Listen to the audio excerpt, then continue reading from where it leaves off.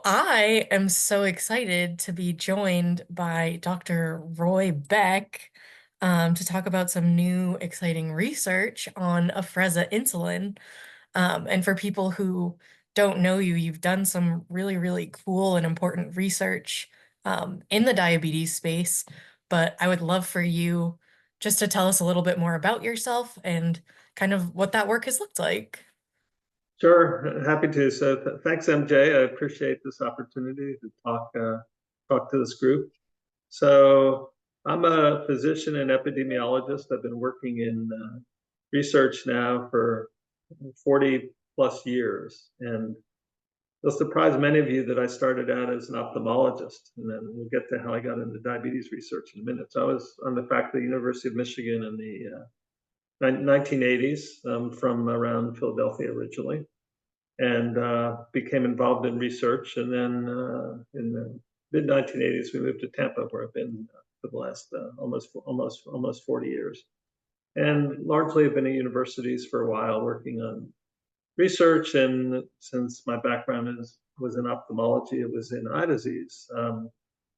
Then I kind of got too frustrated by the bureaucracy of the university setting and set up a nonprofit center in 1993, which will come to, called the Jabe Center for Health Research. And we worked in eye disease. But then in about 2000, we started working in diabetes, primarily in type 1 diabetes. And the impetus for that shift for me was well, one of my three children developed type 1 diabetes when he was 12 in Mhm. 1992. And so after, as a parent, even though as a physician, I just found I learned an incredible amount living with child with type 1 diabetes every day. And then after a few years, decided I wanted to start using my time and our center's resources to work on type 1 diabetes research. So we've been working in that space since about 2001. And for our center, it's we still do some things in eye disease, but diabetes, principally type 1 diabetes, has become a primary focus for us. Yeah, that's awesome. I feel like that's how most people get started working in the diabetes space. It's that like personal connection, and that's why we're all so connected to this work.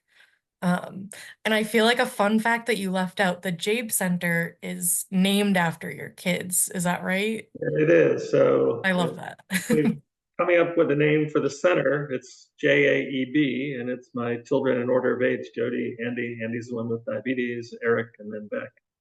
And it just, after a while, just become kind of a common name that people refer to. But that's the original where and how it originated. Yeah, I think that's awesome. And before we get into it, I would love for you to share a little bit more. I know you've done work with the T1D exchange. Do you want to just mention that? I think that's something a lot of people are familiar with.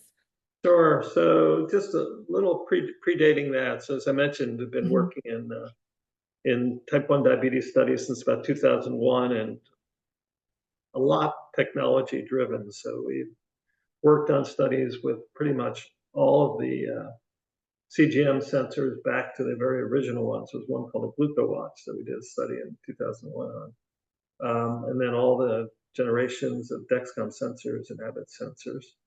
And really, I'd say one of the key studies we did was the first outcome study for CGM, which JDRF now Breakthrough T1D funded in about 2007, 2008. And prior to that time, the studies had just been done showing accuracy, and they got approved on accuracy. But we did a 12-month study to show an outcomes that ended up being published in the prestigious New England Journal. And why that was important was that prior to that time, insurers were not covering sensors. And once we had an outcome study that showed that there was actual benefit, and particularly with, again, JDRF at the time's help, it really got CGM on the map and got covered. So that was a start. That led into some other studies. And as you mentioned, the type 1 diabetes exchange, um, which was funded by the Helmsley Charitable Trust, started in about 2009. And I had some discussion at the time with Marie Schiller, who's part, part, part of this group. Mhm. And and David Panzier, who is a trustee of the Helmsley Charitable Trust, and Dana Ball, who was working with the trust. And we came up with this idea to start a registry of adults and children with type 1 diabetes, because it just seemed like there was a large gap in knowledge, and really just collecting data in a systematic way would be incredibly beneficial. So we Mhm. started that. We also set up a network of adult and pediatric diabetes centers in the United States, ended up with about 80 centers. And this registry ended up with about 35,000 children and adults with type 1 diabetes, where we collected data over about 10 years, and Mhm. just really went beyond our expectations for what we learned from that, just in terms of how diabetes was being managed, just the burden of the disease, and what was related to better outcomes and what was related to more challenging outcomes and things. And just it really set the stage for an awful lot of other studies that came from that, but were based on gaps that were identified from our type 1 diabetes exchange work. Yeah. No, that's amazing. I feel like you've really gone far and wide and deep into like all things diabetes research, which is amazing and also, I guess, why we're here. Um, so let me jump right into things if you're ready. So our plan today is to talk all about Afrezza and then get into the Inhale 3 study. So before we get into the details of the study, um, I would love for you to just share a little bit of background on like what is Afrezza, who's it for, how does it work? Sure. And just to help with that, I'm just gonna share a couple slides. So let me just pull this up. We love a visual.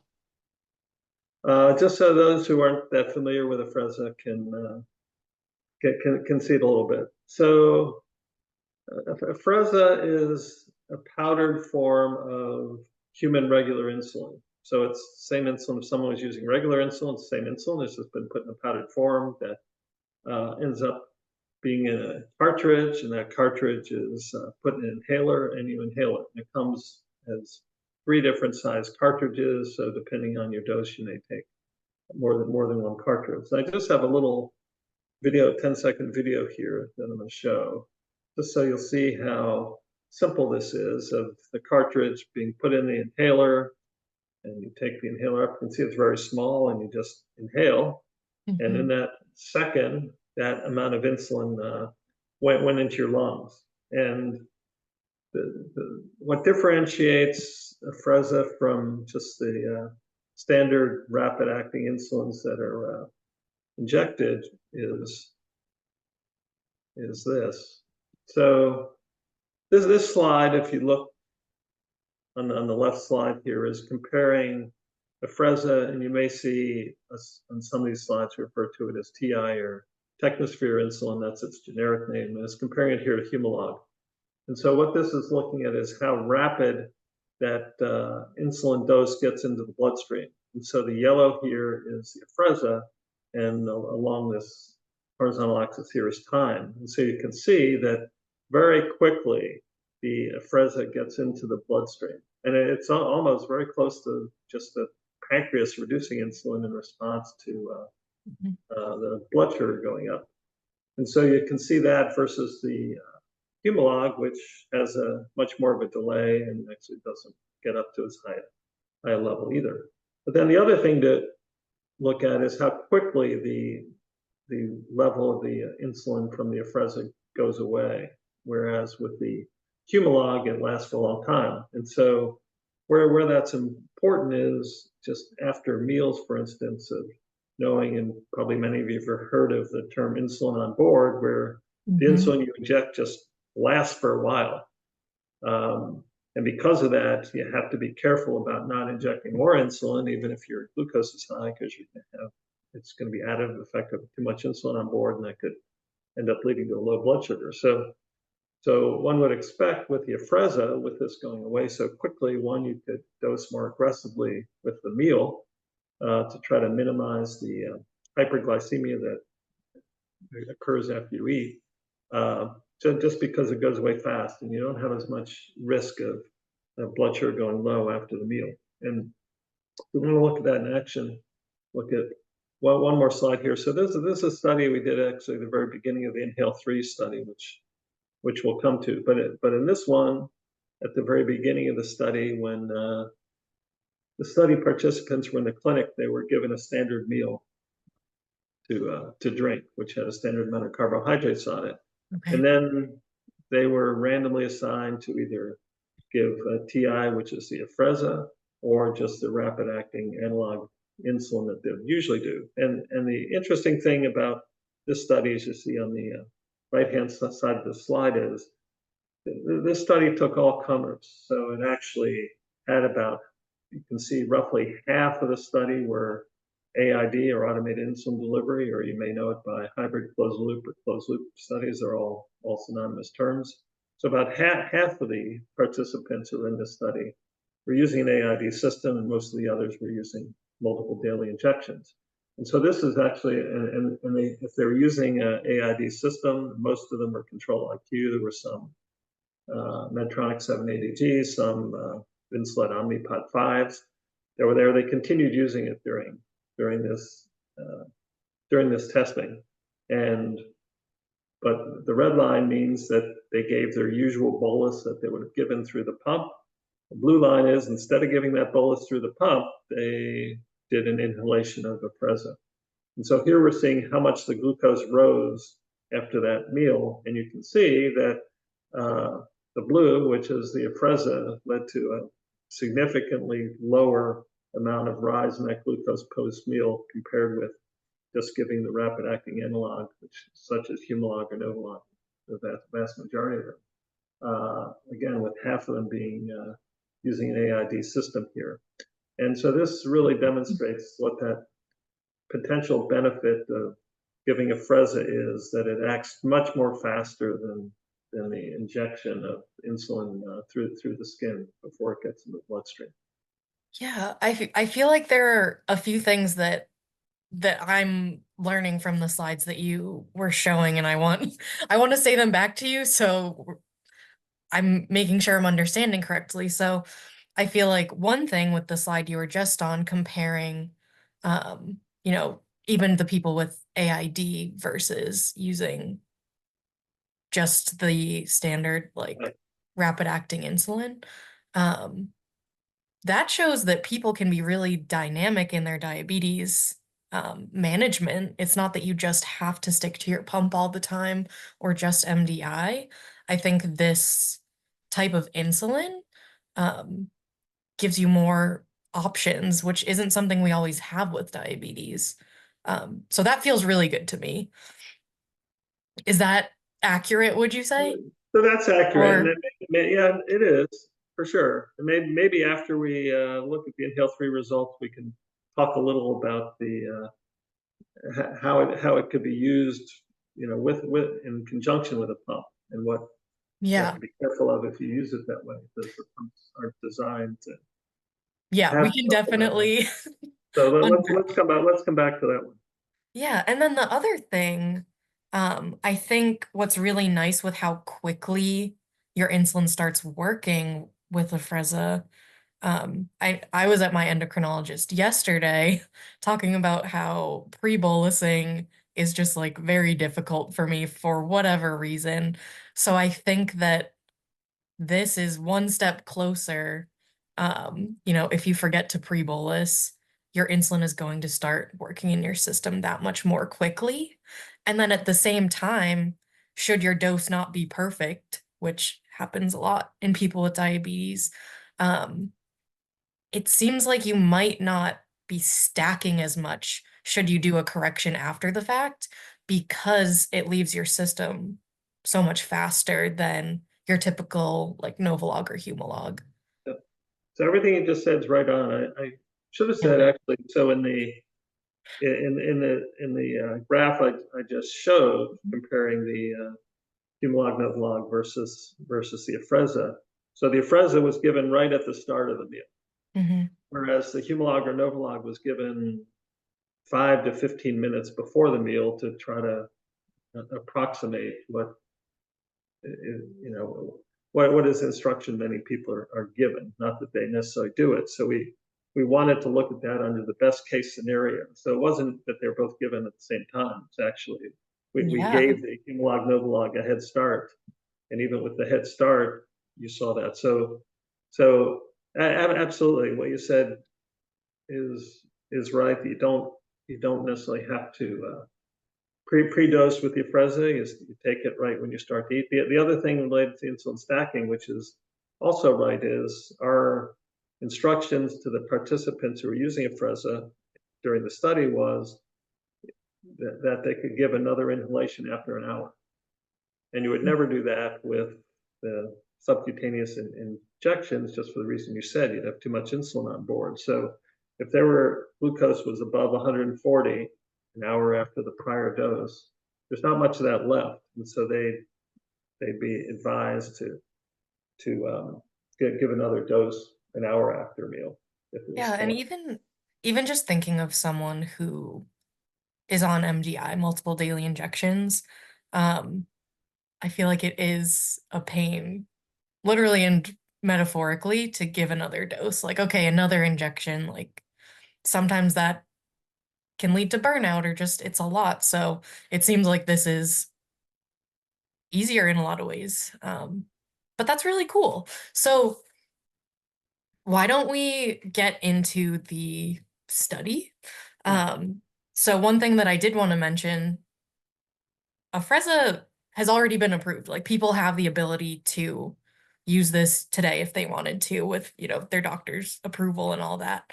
Um, so I guess I'm curious, like, what were the goals of this study? If it's already on the market, what are we looking at? yeah. So yeah, so as you said, Afrezza was approved about 10 years ago.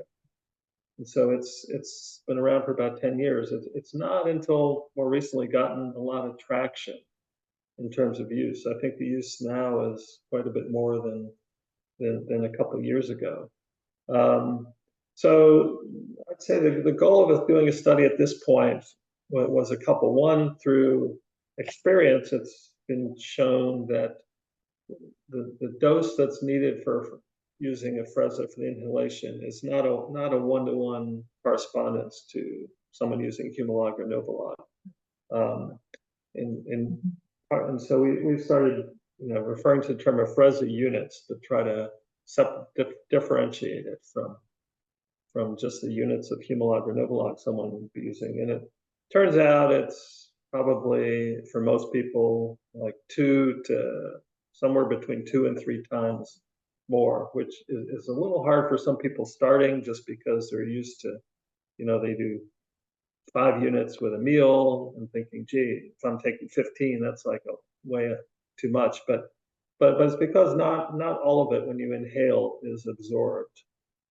And so the bioequivalent dose is somewhere you kind of have ultimately have to double it and then titrate it. And most people that we double it went up a little bit. So we want to do a study that would have an appropriate dosing that was there.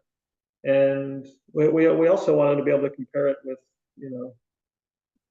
that prior study that got it approved was done, more, 12, 13, 14 years ago. And we wanted to compare it to see, okay, how does it do, if somebody, let's say, is using an AID system and just they've used a pump for a long time, and they really want an alternative to using the pump and want to try using a long-acting basal insulin plus use of Afrezza. How does it compare with that? Because it does seem like there are a lot of people who, as you say, are interested in potentially other alternatives, and this would be an alternative. And of course, that never had been studied before because the AID systems didn't exist back then. Plus, when that study was done, to get it approved, it didn't use CGM, and we've seen, particularly um, with using Afrezza, it's really valuable to have CGM there to be able to track what your glucose is doing, and then seeing if, like an hour after a meal, that you need another dose. And it's pretty cumbersome if you were doing finger sticks all day to try to optimize the dose. So there are a bunch of reasons of why Afrezza in current day and age should do better than it did 10, 15 years ago when it was originally studied. Yeah, no, that makes a lot of sense. So I guess now that we know the why, what did the actual study design look like? So I'm going to share my screen again and Great. look at a few slides here.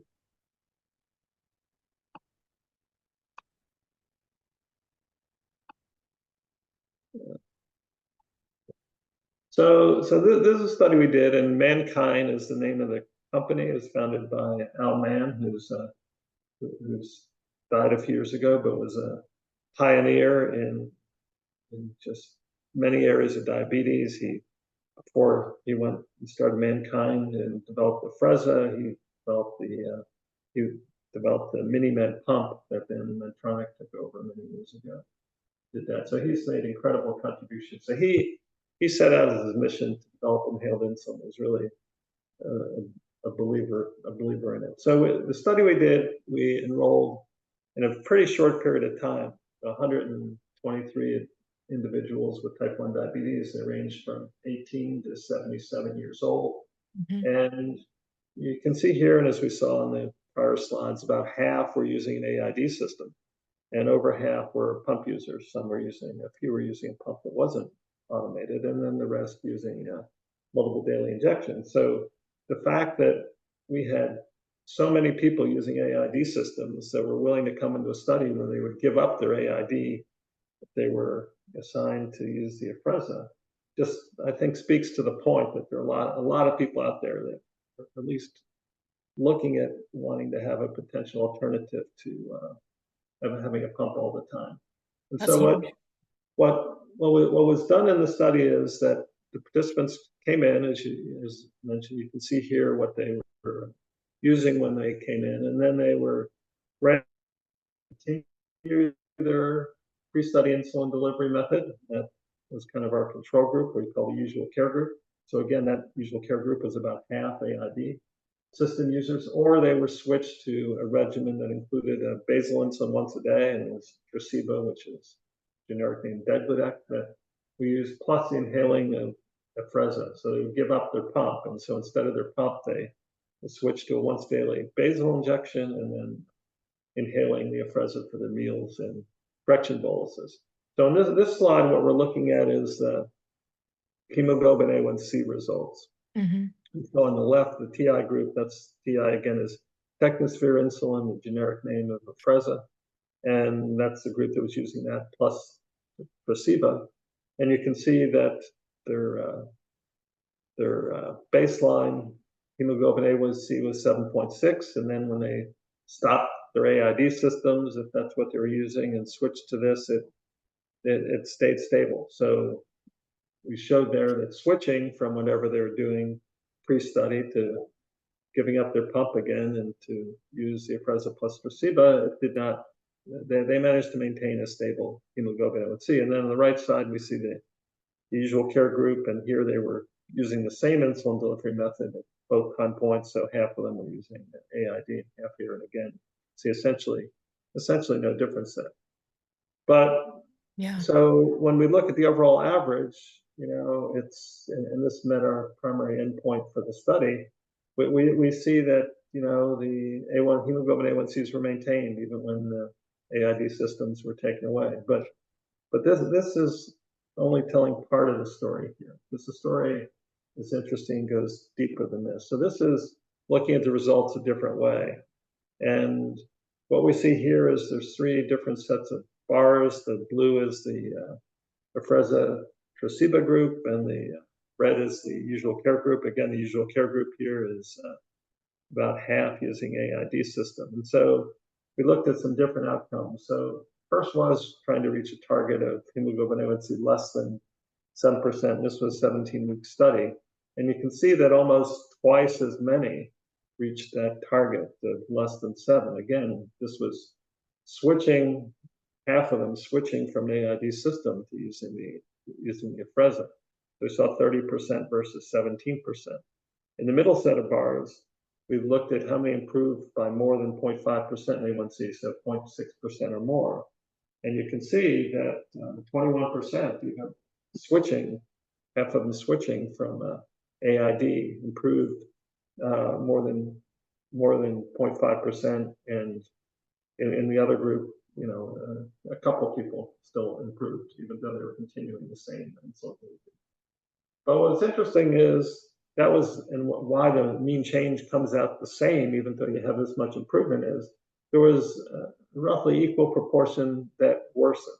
So they were taken Mhm. off their AID system or MDI and switched to the placebo plus Afrezza, and their hemoglobin A1C actually worsened. So we ended up with this situation that more people got to target of less than 7. Potentially more people improved, but it was offset by those who just did worse when they were switched. And so one of the bottom lines is clearly that just, the Afrezza is not for everyone. And we can come to maybe the discussion in a moment about who might be a good candidate for it and who's not, because clearly some were not. And I have some theories, particularly those who switched from AID, about who maybe was not a good candidate and did better with AID. One last slide here just to Mhm. look at some results that are kind of interesting. So what this is doing is plotting the glucose over the 24 hours of the day. And so we have 3 different groups here in different colors. The Afrezza group is in blue, in the kind of in the middle there. The Mhm. usual care group that we're using multiple daily injections or using a non-automated pump are in red, and the usual care group that we're continuing to use an AID system are in green. And so let me just point out a couple things on this. So so what's being plotted here at each dot is within each hour of the day. This is from CGM. We are calculating the mean glucose. And so we see throughout the 24 hours of the day, the blue line is below the red line. So the mean glucose is a little better with the Afrezza than it is just with the continuing MDI through all 24 hours of the day. And if we were looking at time and range instead of this, we'd see that time and range was a bit higher with the Afrezza than it was MDI. When we look at compare the green to the blue, so again, the green's now the AID, we're comparing Mhm. the green to the switching over to the blue, which is the Afrezza. We see during the day from about 8 in the morning or so, 9 in the morning, pretty much through 9 at night, these 2 lines are pretty much on top of each other. And so during the day, the Afrezza regimen did just as well as AID. But what we see is overnight that the mean glucose is lower with AID system. And so that's really where AID systems really shine, is overnight, where you don't have meals, you don't have exercise, things are pretty stable, and you can do better. And so you do better with AID overnight than you can do with Afrezza, where you're asleep. And so, if your glucose is up a bit, you wouldn't know it, and you wouldn't be given a correction dose, and so you do better. So during the day, you can do just as well. At night, you do seem better with that. And so those are the results of the study. So overall, we showed that switching to a Afrezza placebo regimen overall did just as well as continuing usual care. But there were some who improved and some who didn't with that. And if I were Mhm. just digress to like those who say switch from an AID system who didn't do well, I think one of the reasons is some of them say had hemoglobin A1Cs of 8 and they're using an AID system, and so I think what that tells me is that they were probably missing a certain number of meal boluses, and the automation of the pump was to some extent accommodating that by giving more Yeah. insulin. Whereas you take that automated aspect away, and if you're still missing boluses, particularly if it was to be with Afrezza, you are going to do worse. And so I think those who do best with Afrezza are those who really don't miss too many boluses at mealtime. Again, as you sort of said before, it does give you more flexibility of when you take the bolus. But if you truly just miss the bolus, you're going to do better with an AID system because it won't fully compensate for it, but it will give you more insulin and help you with that. Um, and so I think someone to do well with Afrezza needs to be using CGM, and they just need to be willing to give correction doses too during the day. As you can see in that little video we looked at before, it's pretty easy to do, but it's not. You're not going to be on autopilot as much as you might be with, depending on how you use an AID system, I'd say. But Yeah. those who used it pretty regularly, you can see, more of them got to hemoglobin A1Cs less than 7. Um, had more improvement with time and range improvement was pretty much parallel with that, and many improved. But if they didn't, then you might do worse. No, I feel like it's huge no matter what, just like figuring out, is this something that would work for me or is it not? Because I'm thinking about the really like human part of living with diabetes where, you're on a work call and you don't have time to like pre-bolus for lunch or um maybe you're feeling burnt out and that's why you're really relying heavily on the AID system. So I think it's a matter of figuring out like where you're at in your own like journey, if you will, with your management, because maybe you're feeling really motivated and you want to fine tune your long acting insulin basal rate, and that's when you're like, okay, my sleep is going to be so good. My mealtime boluses are going to be so good because I'm, you know, putting in that work. I'm in a routine. And sometimes you're not. So I think, I don't know, as we talked about flexibility, I think it's really nice to have this as an option Yeah, for when you feel ready to, kind of really commit to those boluses. yeah. Yeah, and so at the end of the study, so it was a 17-week study, and then we had 13 additional 13-week extension, so it was 30 weeks that they were using it. So we asked the participants whether they wanted to continue on the Afrezza or whether they wanted to go back to whatever they were using Yeah. before the study.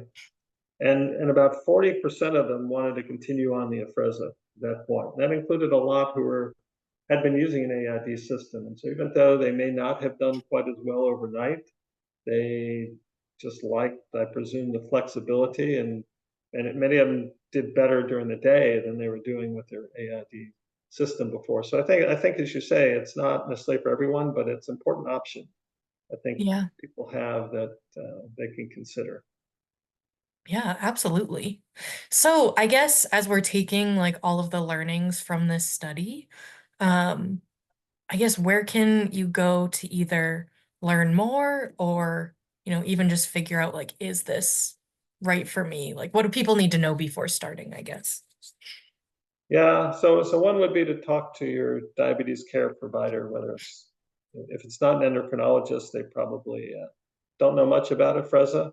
If it is an endocrinologist, they may or may not know too much about it. I think Yep. more people. Self-advocacy, very Yeah, important here. it is. So that's exactly right. So you kind of have to advocate for yourself, and I think the resources on websites just about Afrezza and how it works. I think we've given a good introduction here. But I think it does take a motivated person who who wants to do something different than they're doing now. I won't even say better. They may not want to. They may be doing fine now, but they don't want to use a pump anymore. They want to try something else, and it's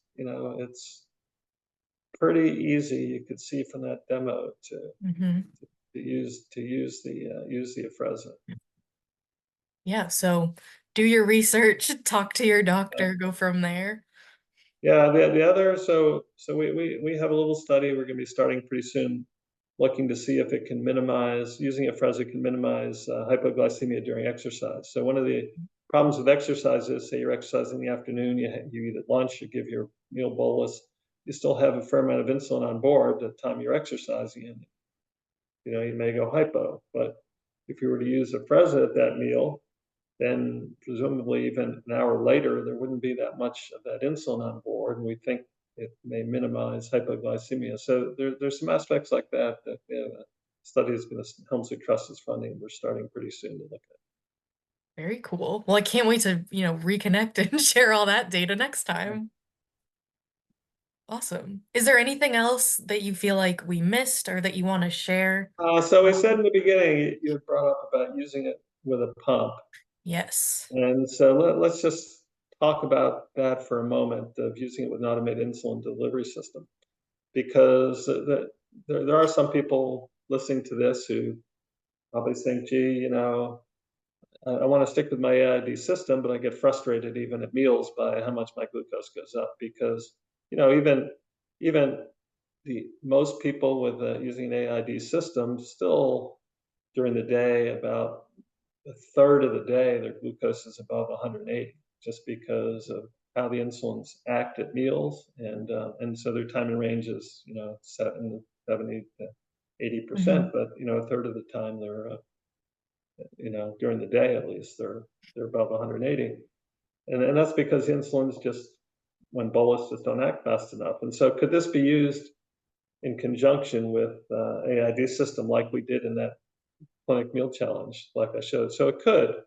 and there's a few things to know about it. One, there's no AID system that's approved to use Afrezza with it. Doesn't mean that you can't do it. My son, who I mentioned, who developed type 1 diabetes when he was 12 in 1992, so he's had it for a long time. He does use Afrezza with Control Okay. IQ, and he's been using it for about the last 2 years, and he would now not do anything different. But there's some caveats when you use it, say with Control IQ. And one of the problems is that the pump doesn't know that you've given this bolus of Afrezza. Hmm. So Control IQ, for instance, in regular mode, when you start to eat, your blood sugar is going to start going up, even if you've used Afrezza. And the pump's going to detect that and likely give an auto bolus, the Control IQ. And you don't want it to do that because you've just bolused with Afrezza. So the way to avoid that is there's a mode with Control IQ called sleep mode that some people use. They may use it overnight, but you can use it 24/7.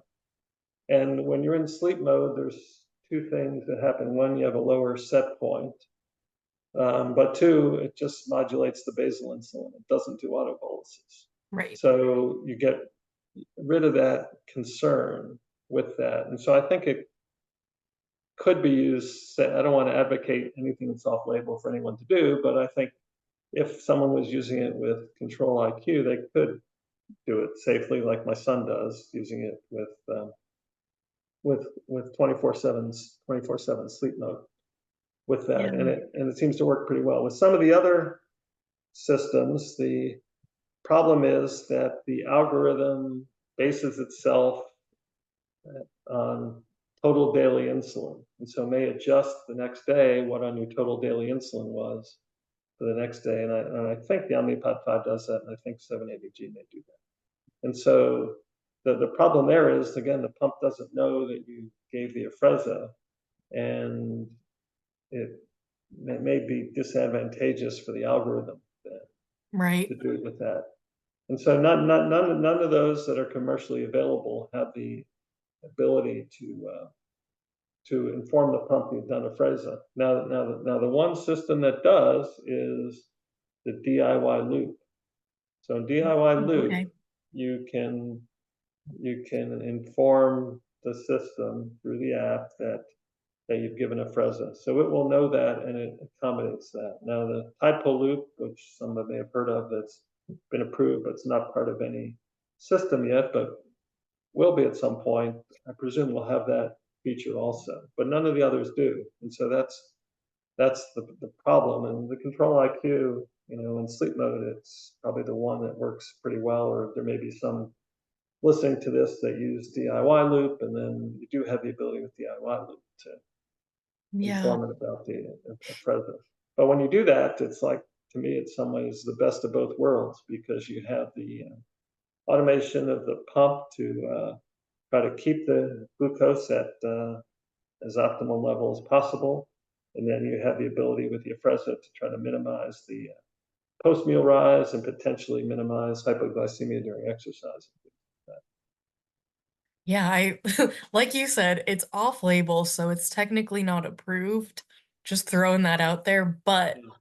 I do really see the advantages, and I would be curious if anyone who's watching this is like, "Oh, I use Omnipod 5 with the Freza, and here are my strategies."